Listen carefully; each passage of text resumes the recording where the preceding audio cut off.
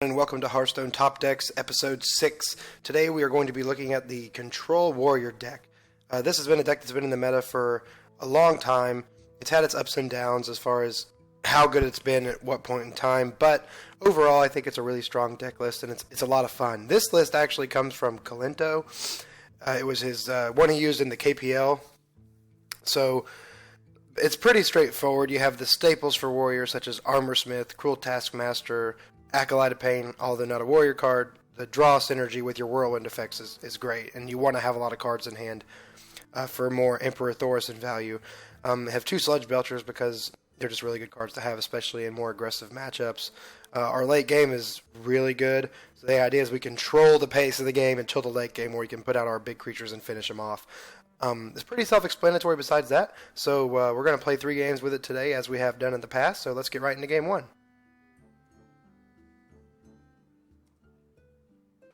Alright guys, in game 1 we're going up against the Paladin. I will fight with honor. Fiery War Axe right off the bat is always a good card to start with. It can shut down early tempo from several different decks. This is a good hand.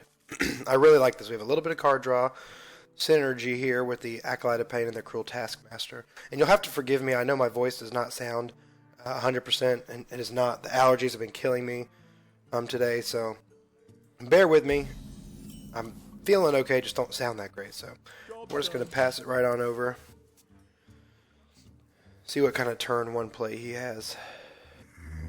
And a Zombie Chow. Okay, so we're going to get rid of that right off the bat with our War Axe, and we actually drew into a second War Axe there. So that gets him off to kind of a slower start than maybe he would have liked to had. The Zombie Chow tells me that it's more of a control-oriented Paladin, most likely.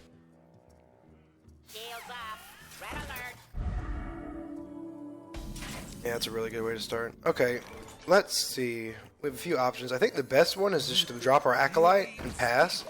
We're going to use... He might get 2 damage on our face, but we're going to use the Acolyte to pop the Divine Shield, draw a card, and then finish it off.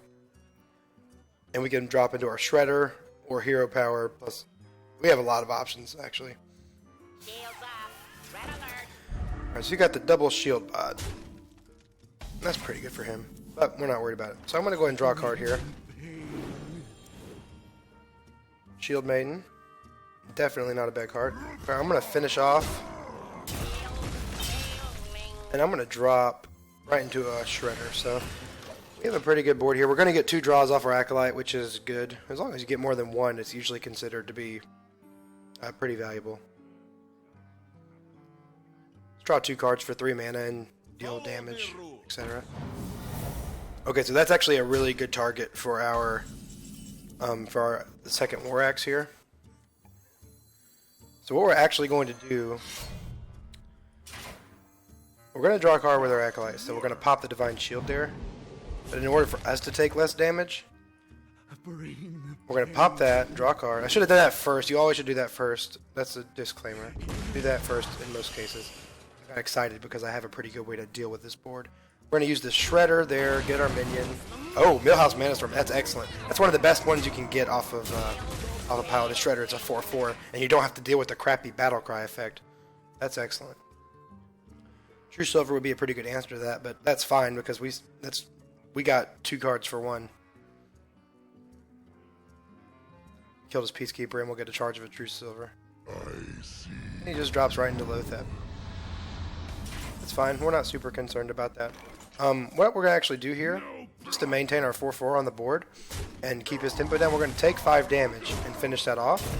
And drop right to the Shield Maiden. Always gain your armor after you're going to take damage to the face that turn. You always want to have your armor stacked on top of your health because you have so much utility. Things you can do with your armor, such as Shield Slam or Alex Straza even comes into effect there because you want to maximize those effects. You want to have armor built up. You don't want to like sacrifice your armor unnecessarily, if that makes sense, which I think it should to most of you. Alright, so his second Peacekeeper is now down. That's totally fine with us. We're not really concerned about that. We have a pretty good play here. He's down both Peacekeepers, so he's not going to have a great way to deal with Dr. Balance here. So what we're going to do is clear the 3/3 and the 1/1, and now we have a full board. Consecration is not even that good for him here. So, because he gets rid of 3 of our creatures, he's going to take damage from the boom bots, which could be anywhere from 1 to 4 damage randomly. So we'll see what he has. Maybe the Consecration. Oh, just another Shredder. So he's got 2 Shredders down on the board. Definitely not bad for him. So we drew in a shield block. What I'm thinking here is possibly Death's Bite. There's a lot of different things we could do. I think we go ahead and get rid of the 4-1 because we don't really care about that as much. Okay. I'm just going to Death's Bite here and slam it into that. So that way we have both the Death Rattles taken care of. Lore Walker Cho. Let's see what we get. Alright. It was not ideal in that case. Okay. Brace for impact. We're just going to clear off the Lore Walker because I don't want to deal with that. I have some pretty valuable spells I don't want him having any part of. So we have options this turn. We have an activator for Grommash. He's down both of his... He is down both of his... both of his Peacekeepers. Alright, so he's going to Quality Consecrate here, maybe? Yeah, that's not great. That's not a great play for him, unfortunately. So what I'm thinking, he has 2 cards in hand. Probably has very few ways to deal with Grommash here. And we're going to get rid of his 1-1 with our Whirlwind effect. So let's just go ahead and go right into that combo. So it puts him down to 9 health. We have lots of very strong cards left in hand. He's short on cards. I feel like we're in a good spot here. The only reason I did that is because I know that the best way he can deal with a 10-8 body like that is an Owl. Or another Quality Consecrate. Oh, he's going to go for the knife. Okay. He might get it. If he doesn't get it, we're in pretty good shape. He did not. Yep. Alright. Well played. I think we were going to win either way. Baron Geddon was going to clear that board right off. So that's a good way to start with our Control Warrior, and we'll move right on into Game 2. Alright. Game 2, we're going up against a Hunter. There's been a couple variants of Hunter running around, but if I'm a betting man, I'm saying it's Face Hunter. Armor Smith is good against Face Hunter. Any early creatures, early removal. Fiery War Axe is excellent. Okay, this is not an ideal hand by any stretch of the imagination, but we'll see what happens. Greetings, traveler. Greetings. Greetings. Alright, we're just going to pass it on over. No reason to get in a hurry. We'll take a few damage to the face, maybe, from depending on what he throws out. Okay, so he just hero powers. That tells me it might be more of a mid-range Hunter matchup, but we can't really tell for sure. Alright, we're drawing into some more early stuff. That's good.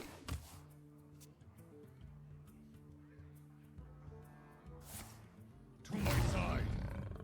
Leok. Not what he wanted there, by any means. Back to work. I don't know how good that actually is against mid-range, but I like getting rid of his creatures. I know I don't want him developing a board.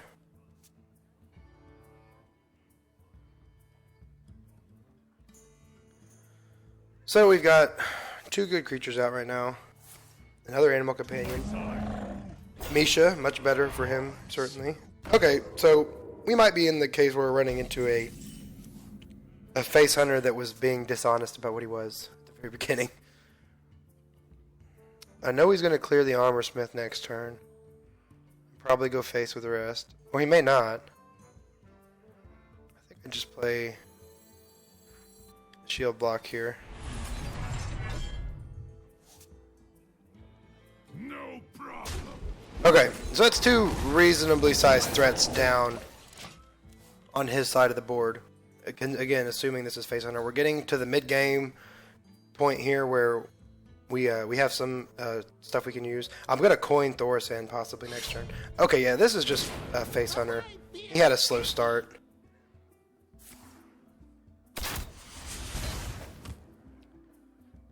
So, our play is just going to be Thorsan and lower the mana of all of our cards in hand. Actually, no, Sludge Belcher is far better here. Sludge Belcher is excellent there because he can't deal with it with what he has on the board. That was a very nice top deck. Thorsan possibly next turn. We have the Shield Maiden.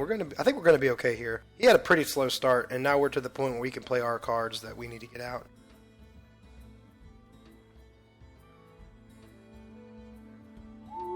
Okay, that's his ideal move there for sure. Get in there and fight, Mage. Some kind of a whirlwind effect would be just excellent here.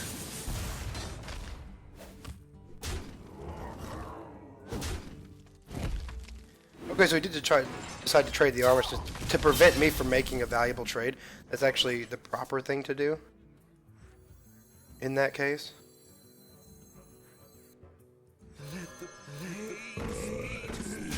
Okay, I think I made a slight misplay there. It's probably better to clear the beast for the risk of kill command. I'm not low enough for it to really matter at this point. But it's usually the right thing to do to clear the beast, I feel like. But there's also something to be said for clearing the leper gnome early so he gets less value out of it.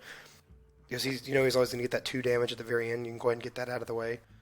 I'd say probably killing the beast is the right option there in most cases. The reason I played both acolytes here is because based on what he has out, and if he continues to face roll me here, they're really good at dealing with what he has. Now, that's probably Explosive Trap. In the case of it being Explosive Trap, we're okay.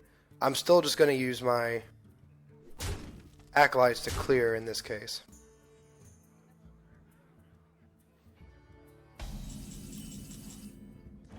Yep. Alright, so it's Explosive Trap. We're going to draw 2 cards, see what we get here.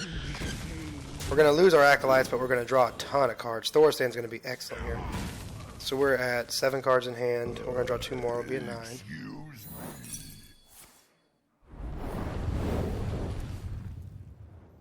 Big Game Hunter's kind of a dead card in this matchup, unfortunately. Alright, so we still have our Sludge Belcher out. I think I'm just going to Thorstein, coin, armor up. It's important to gain armor now, as low as we are. Gaining armor every turn is pretty valuable. We do have the Alexstrasza as well. So if he can't deal with that, we're going to win this game. And I actually feel like we've probably already won in some ways.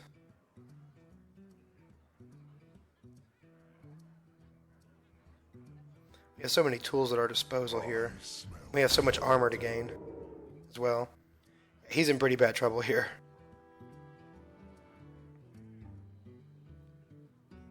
But like I said, we have to put a emphasis on gaining armor from every turn if we can. From this point on. Because we are kind of low, we have to be careful of that. I think he knows he's in pretty bad trouble here.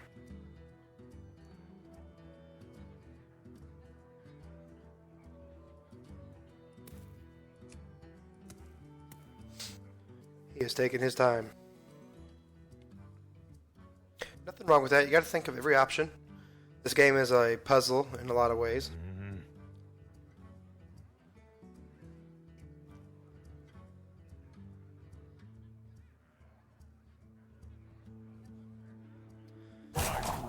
Alright, we got some rope coach action going on here. Okay, he's going to unleash. Oh, unleash kill command. Okay. Very nice. That's the best way he could have possibly dealt with that for sure. I still think we're okay, luckily, because I'm going to just Shield Maiden here. Death's Bite, and go to the face. I'm going to start going and pressuring him a little bit, because we have 6 armor. We're at 19 effectively. We're going to clear the 1/1 things. He's got 1 card in hand. We have a plethora of different options, so it's probably GG in our favor.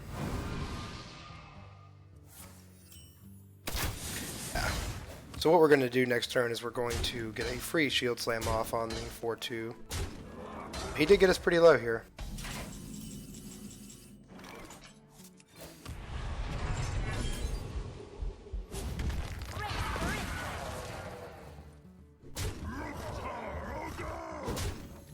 And we'll just go ahead and play our Alex on ourselves, gain 5 more health. So that's GG in our favor for sure. Even if he manages to get rid of the 4 health minion, we have the Fiery War X plus 8 damage from her to finish him off, so well played. Well played. Face Hunter is tricky, and in this kind of matchup where we got to where we needed to be safe. He didn't have a very fast start at all. He had a very slow start. So, Game 2 victory, guys. We'll move right on into the 3rd and final game. Alright, everyone, in the 3rd and final game of this video, we will be playing against the Mage. Maybe it's the Flame Waker Tempo Mage that's been very popular lately. Who knows? Not a very good hand to keep early. especially because this is probably an aggressive matchup. Could be Freeze Mage, absolutely. That's what we're looking for right there. 2 Fiery War Axe. Excellent start against the tempo version. Against Freeze, they're kind of worthless, but I feel like it's the tempo. That's what I've been seeing most of today. There's no reason for us to get in a hurry. We also got our 1 Brawl that we run. That's our one, like, get out of jail free card in the worst case scenario. So right off the bat, we have a target for the War Axe. Playing the Mad Scientist first is smart because it doesn't really tip the hat as to what kind of mage it is. If they don't play anything this turn, okay. Now I'm worried it's more of the freeze variety, which it certainly could be. In that case, I think we start putting the heat on a little bit. Okay, it's Mirror Entity. It might not be then. So see, that's where me making an assumption was really bad. I could have done that better. Freeze Mage usually does not run Mirror Entities, but you never know. We're at rank 14. I know it's the 3rd day of the season, so rank 14 feels a lot like rank top 5 rank. So, all right, he drops a Shredder of his own. Interesting enough.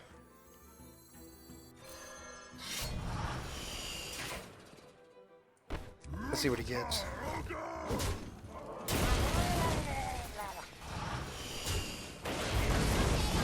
Oh, another Millhouse. That's pretty good. He has a good way to deal with it, unfortunately, but that's not bad at all. My thanks. And he got a Sorcerer's Apprentice, which is usually synergizes pretty well, so we could see some crazy shenanigans going on. Okay, so for some reason he just went face.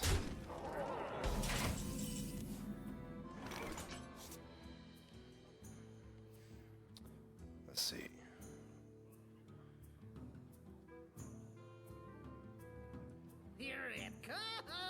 Killing that and brawling isn't a bad option.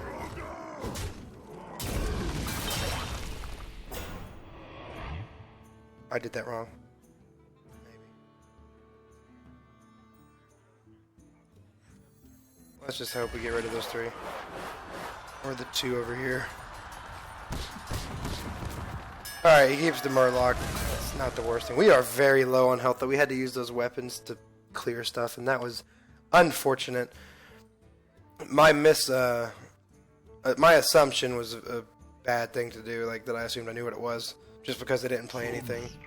This is just like a kind of mid-range control-oriented mage, I guess. So we're going to go right into the Shield Maiden here and gain the 5 armor. There's an argument to be made for Sludge Belcher, for sure, because he could almost kill us. Actually, he could kill us right here.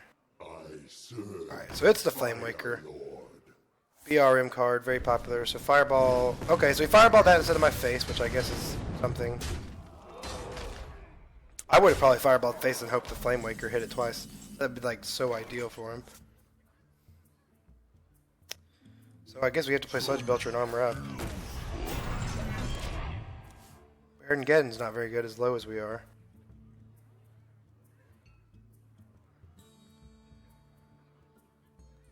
Another Fireball. Polymorph, okay. That's GG.